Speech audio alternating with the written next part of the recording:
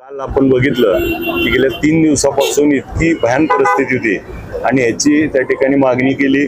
काल आपल्या समोरच पालकमंत्री महोदयांना बोललो, पालकमंत्र्यांनी दौरा केला, मुख्यमंत्री महोदयांना त्या फोनवरती बोललो आणि त्यांनी येणं आवश्यक आहे आणि त्यांनी देखील दौरा केला। या माध्यमातून माझ्या मतदारसंघातील जे विस्थापित झालेत लोक, पूरग्रस्त आहेत, पाणी अतिवृष्टी, त्यांना त्या ठिकाणी मुख्यमंत्री महोदय, पालकमंत्री आणि अजितदादांनी देखील दौरा केला। यामुळे दिलासा मिळतोय की त्या ठिकाणी आधार येतोय की काही ना काही तर आपल्याला मदत मिळणार आहे आणि शाश्वत एक आधाराची भूमिका आज झाली। आणि मग आज त्या ठिकाणी निमगाव असेल, वडशिंग असेल, तारपळ असेल, या 3 गावाचा दौरा करून मुख्यमंत्री महोदय पुढच्या त्या प्रवासाला गेलेत आणि त्यांनी आज आपल्या सगळ्याला जी घरं पडलीत, घरात पाणी गेलंय, त्याचा संसार उद्ध्वस्त झालाय, दुकानाचे आहेत, अशांना देखील, शेतकऱ्यांना, जनावरांचा सगळ्या बाबतीत मदत करण्याचे त्या ठिकाणी काही निकष बदलू, एनडीआरएफच्या ह्याच्यातून काही मदत करू, त्याला लागणारे निकष देऊन, निकष नसेल तर शिथिल करून त्या ठिकाणी सर्व परीने मदत करण्याचं आश्वासन आज या ठिकाणी दिल्यामुळं आज शेतकऱ्याला आणि सामान्य लोकांना, नागरिकाला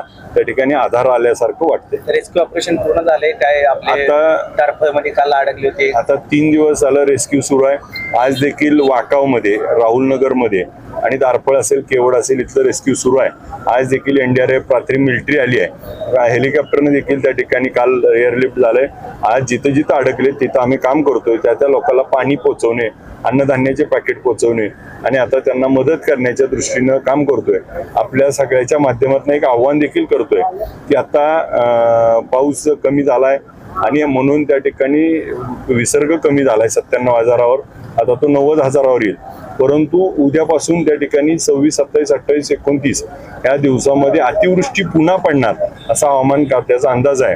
त्यामुळे जी लोक आता बाहेर आलेत त्यांनी परत घरात जाऊ नये, थोडे दिवस त्या ठिकाणी वाट बघावी। परत एकदा वर जर पाऊस झाला आणि परत जर पाणी आलं तर ते खूप मोठं येण्याची शक्यता त्या ठिकाणी हवामान खात्यानं वर्तवली आहे।